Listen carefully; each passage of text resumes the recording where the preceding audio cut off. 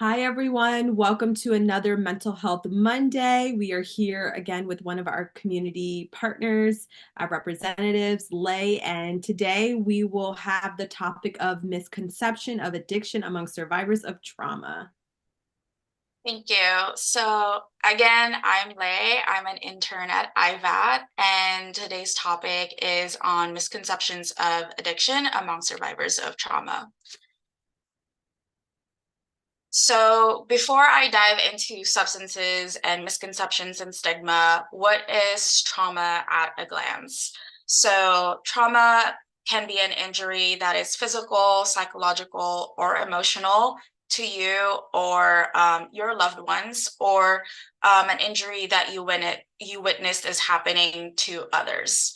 And it can be broken into two, which are large T or big T and small t or little t.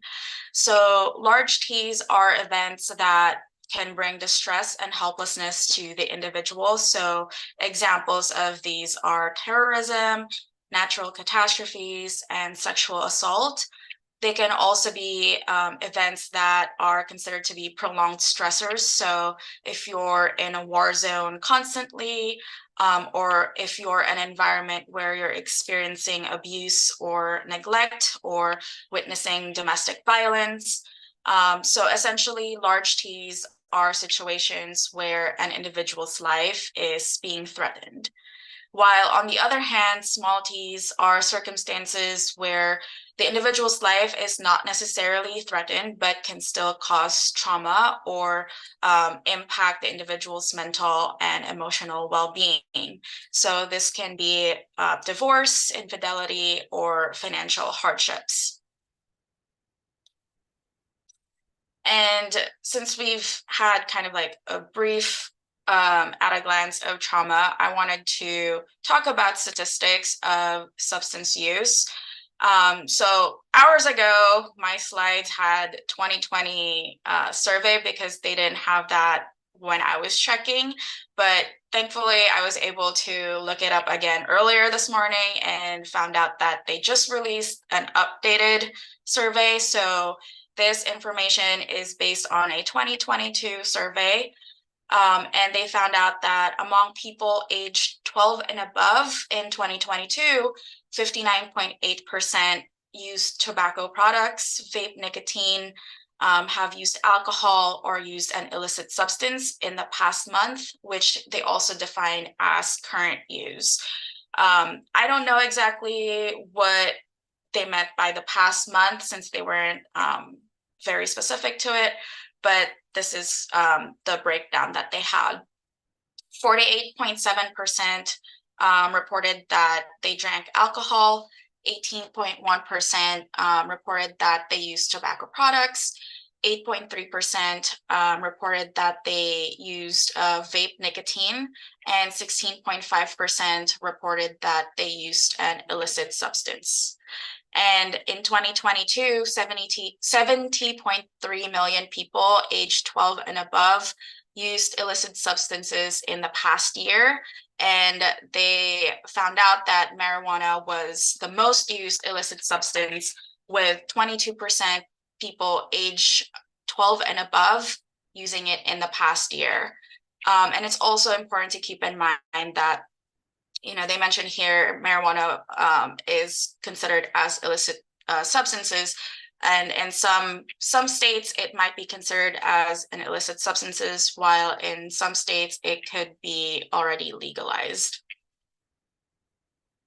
So why do people use substances?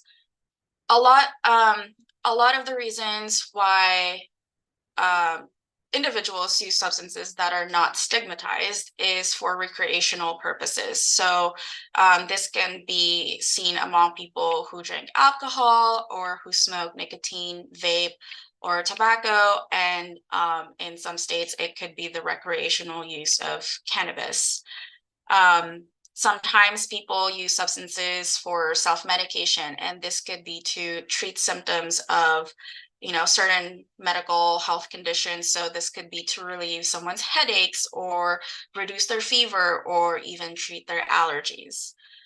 In some situations where it can be events where individuals could be stigmatized for using substances, or where when they decide to emotionally numb themselves. So this could be the way they cope, which is considered unhealthy or ineffective. And usually it's for short-term relief, so it's not sustainable. Um, and sometimes they might want to escape from the reality or avoid re-experiencing a traumatic event. In some cases, they might use substances because they were exposed at an early age, which, based on research, exposure at an early age can increase the likelihood of substance use or substance misuse. And this can be because they had a family history, so they were surrounded by family members who they might have seen use alcohol or use other substances to cope with unpleasant emotions. And so they didn't learn, or they weren't modeled healthy coping skills to deal with those unpleasant emotions. And so that was what was normalized, and that's what they think was normal. And in some cases, if with friends, if they're at a school and they're surrounded by people who they see are smoking or drinking alcohol, that can also be a factor that can lead to substance use or misuse in later on. So why is it important that I talked about trauma briefly and also talked about statistics and why people use substances? This is important because as the years go by, research has shown that substance use and substance misuse has only been significantly increasing. And this population is heavily stigmatized. And so I think it's important to know more about why people use substances and what does trauma have to do with substance use. So research has found out that individuals who experience sexual and physical abuse are more likely to develop substance use related disorders.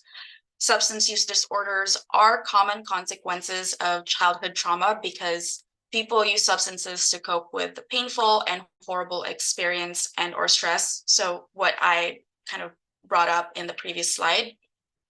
Child abuse and neglect are risk factors for the development of unhealthy behaviors among youth and young adults. So again, in my previous slide, I mentioned how this could have been what was normalized in their household or what they've seen other people do. And so they learned that, to deal with the unpleasant emotions, this is the only way they know how to do it. And lastly, individuals who suffer from PTSD are between 2 and 4 times more likely to also battle addiction. So with research, they've shown that trauma already has an impact on the individual's development of their brain. And adding substance use to that only adds another layer of how their brain could be impacted in terms of its development. One thing I didn't have this on the slide, but also important to know is that drug withdrawal symptoms can increase PTSD symptoms, which can worsen the substance use disorder and make it more difficult for individuals to stop using substances. So it's kind of like that never-ending cycle of once they experience the withdrawal symptoms, they don't want to feel that again. And so it would be harder for them to not be dependent on that substance, because the reason that they're using substances is to avoid the pain.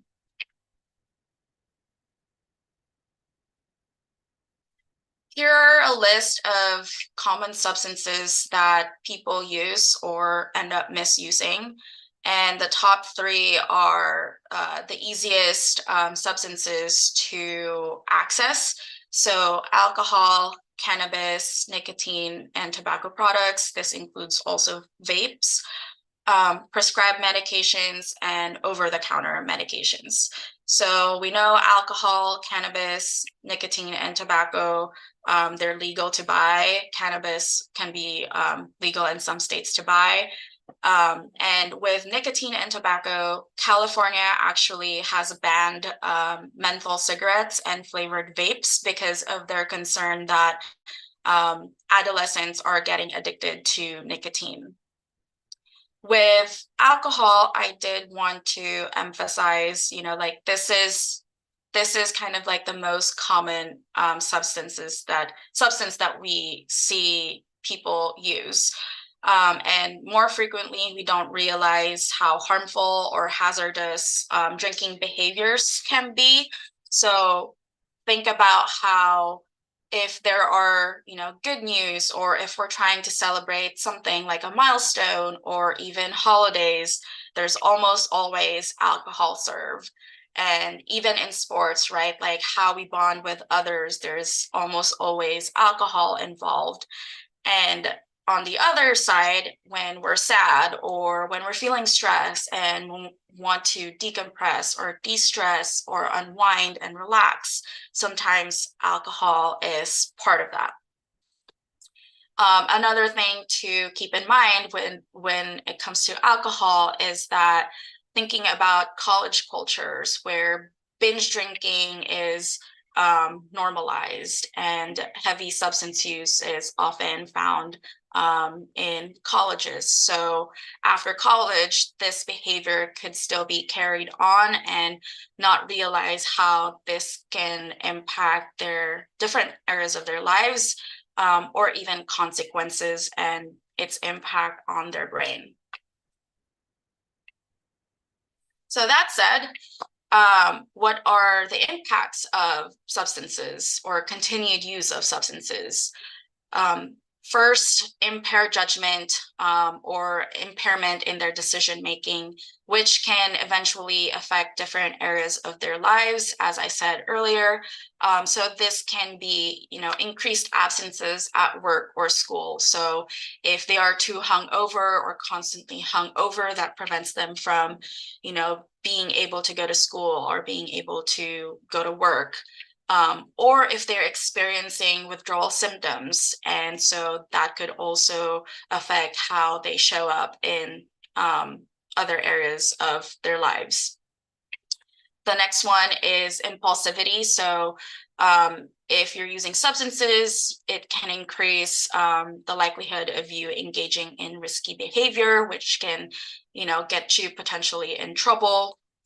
It can also, the impact of substance can also increase the likelihood of family violence or neglect and other forms of abuse. So if you are a parent and you have children at home and you are maybe experiencing withdrawal symptoms, you might have the tendency to lash out to the people around you, to your partner or to your children.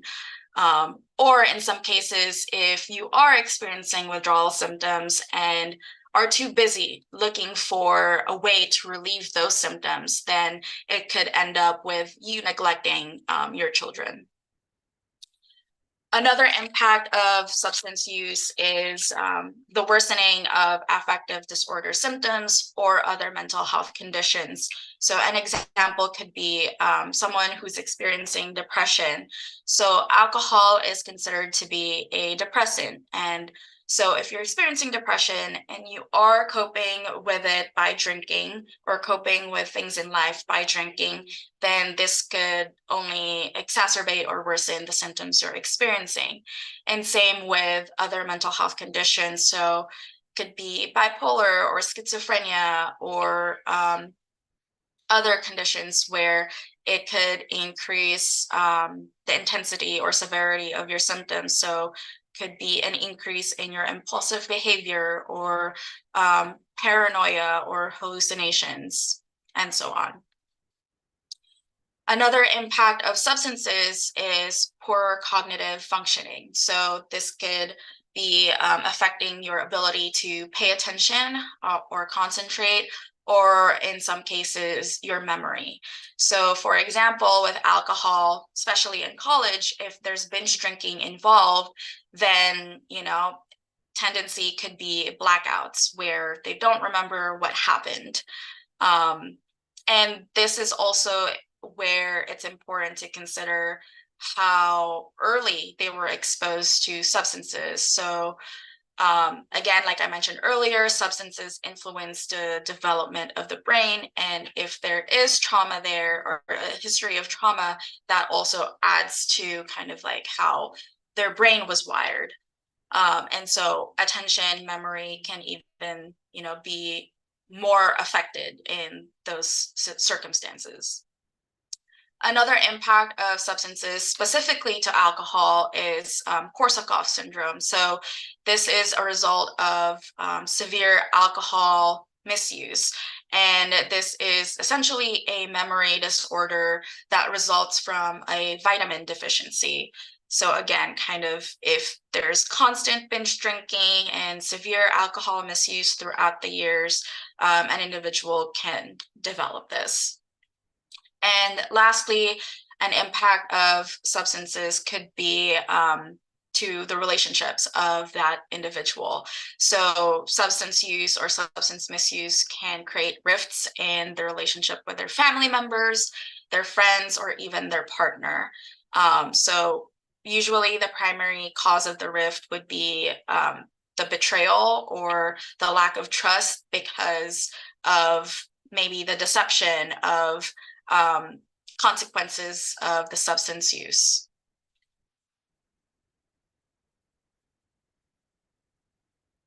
And so now we're moving into stigma. Stigma means labeling, stereotyping, and discriminating. And one example of that is by using disparaging or judgmental terms. So some common perceptions of people when they find out that someone is using substances specifically, or sometimes opiates, are two things. Addiction is a personal choice, and sometimes for providers, they're here to seek out drugs, and the use of stigmatizing words. So according to research, there was a large body of research that indicated stigma is persistent, pervasive, and rooted in the belief that addiction is a personal choice reflecting a lack of willpower and a moral failing. And according to the National Institute on Drug Abuse, their research has shown that terms such as junkie and addict only feed negative biases and dehumanizes people. And so what is the impact of stigma to this specific population?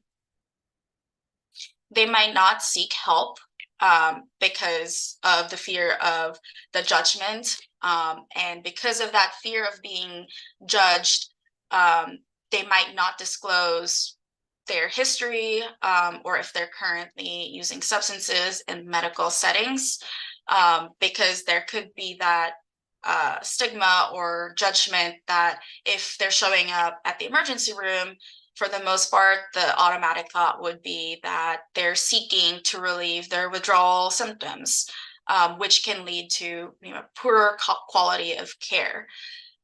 So how much of that stigma or that judgment towards this population influences how we treat them in certain settings.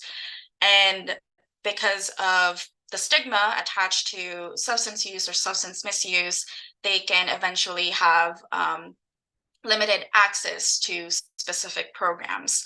And so this is where the cycle just keeps going, is that if they have reduced access to programs, if they try to seek help, but they get judged or they get treated differently, then that pushes them away, further isolates them, and they don't seek help, which leads to the last bullet point of increased substance use. And so it's really important to be mindful of how we treat individuals, especially if we find that they are using or misusing substances. And heavily, especially with medical or mental health professionals, to be able to recognize if they have a bias against this population, or if how they treat or provide care for this population is affected by those biases. So what is kind of like the reflection on this is, what is the difference of our reaction when we see someone drinking at a bar or smoking outside during their office break or school break, and how different that reaction is when we find out someone is using substances such as opiates or other prescribed medications or even illicit substances. And so reducing stigma can be done by avoiding stigmatizing words or phrases such as drug habit, addict, alcoholic, drunk, junkie, or clean person. And instead of using these words or phrases, try to use a person first language, such as addiction, or person or individual with a substance use disorder, or an individual who is in recovery. So avoid using language like asking someone if they are clean or dirty, as these terms can decrease their self-esteem and effectiveness of treatment for someone suffering from a substance use disorder. So instead of using clean or dirty, and this is more specific to medical or mental health professionals, use they tested positive or they tested negative. And obviously this is just a short list of ways to reduce stigma, or ways we can change how we talk about this population. And online they have different brochures and pamphlets that list different ways to use a person first language. And so before I move into the takeaways of this presentation, I did want to share a quick video. So just a side note, this video was removed by the original creator because, one, it didn't meet the standards of their organization, which was having secondary source for information, and also because this video simplifies addiction, and we know that it is more complex than some of the conclusions they have in this video. But the reason I wanted to share this anyway is because of the focus on how we perceive addiction and how connection is an important part of helping individuals recover. What causes, say, heroin addiction? This is a really stupid question, right? It's obvious, we all know it. Heroin causes heroin addiction. Here's how it works. If you use heroin for 20 days, by day 21, your body would physically crave the drug ferociously because there are chemical hooks in the drug. That's what addiction means. But there's a catch. Almost everything we think we know about addiction is wrong.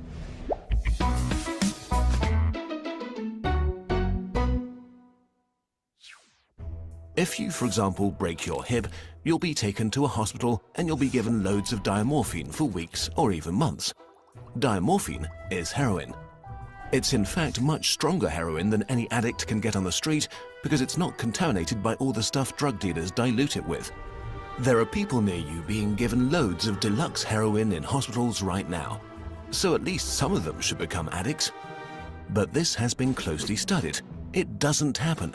Your grandmother wasn't turned into a junkie by her hip replacement. Why is that? Our current theory of addiction comes in part from a series of experiments that were carried out earlier in the 20th century. The experiment is simple. You take a rat and put it in a cage with 2 water bottles.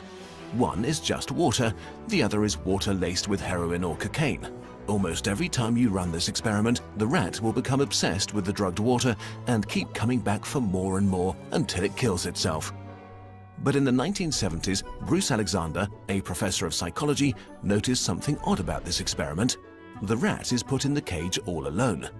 It has nothing to do but take the drugs. What would happen, he wondered, if we tried this differently? So he built Rat Park, which is basically heaven for rats. It's a lush cage where the rats would have colored balls, tunnels to scamper down, plenty of friends to play with, and they could have loads of sex. Everything a rat about town could want. And they would have the drugged water and the normal water bottles. But here's the fascinating thing. In Rat Park, rats hardly ever use the drugged water. None of them ever use it compulsively. None of them ever overdose. But maybe this is a quirk of rats, right? Well, helpfully, there was a human experiment along the same lines, the Vietnam War. 20% of American troops in Vietnam were using a lot of heroin. People back home were really panicked because they thought there would be hundreds of thousands of junkies on the streets of the United States when the war was over. But a study followed the soldiers home and found something striking. They didn't go to rehab. They didn't even go into withdrawal. 95% of them just stopped after they got home. If you believe the old theory of addiction, that makes no sense. But if you believe Professor Alexander's theory, it makes perfect sense. Because if you're put into a horrific jungle in a foreign country where you don't want to be, and you could be forced to kill or die at any moment, doing heroin is a great way to spend your time. But if you go back to your nice home with your friends and your family, it's the equivalent of being taken out of that first cage and put into a human rat park. It's not the chemicals, it's your cage. We need to think about addiction differently. Human beings have an innate need to bond and connect. When we are happy and healthy, we will bond with the people around us. But when we can't, because we're traumatized, isolated, or beaten down by life, we will bond with something that gives us some sense of relief. It might be endlessly checking a smartphone, it might be pornography, video games, Reddit, gambling, or it might be cocaine. But we will bond with something because that is our human nature. The path out of unhealthy bonds is to form healthy bonds, to be connected to people you want to be present with. Addiction is just one symptom of the crisis of disconnection that's happening all around us. We all feel it. Since the 1950s, the average number of close friends an American has been steadily declining. At the same time, the amount of floor space in their homes has been steadily increasing. To choose floor space over friends, to choose stuff over connection.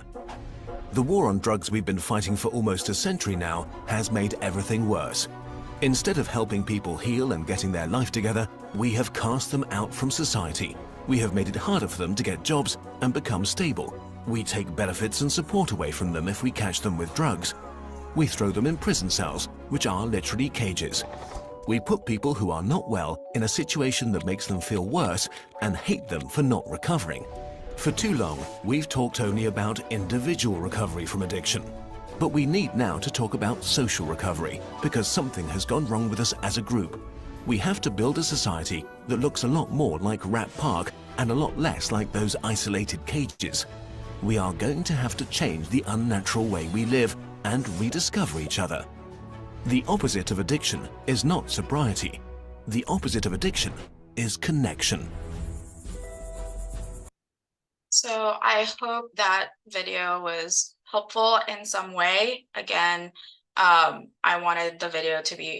shared this video because I wanted it to be focused more on the perception of addiction and how connection is an important part of helping individuals recover. And this video also touched on some of the points that I have talked about in previous slides.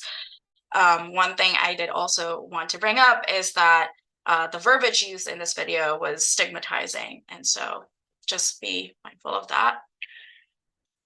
And here are the takeaways that I hope you got from my presentation today. Seeing a person for who they are and not the substances that they use, replacing negative attitudes with evidence-based facts, thinking beyond their behavior, and separating their substance use lifestyle from their identity, because these individuals did not just wake up one day and decide to use substances. These are my references, and thank you. Awesome, wonderful. Thank you so much for that very informative presentation. And I hope you all will go back and watch it and look at it, because substances truly affect many different people in many different ways. And so again, thank you so much and have a great day. And we will see you all next month.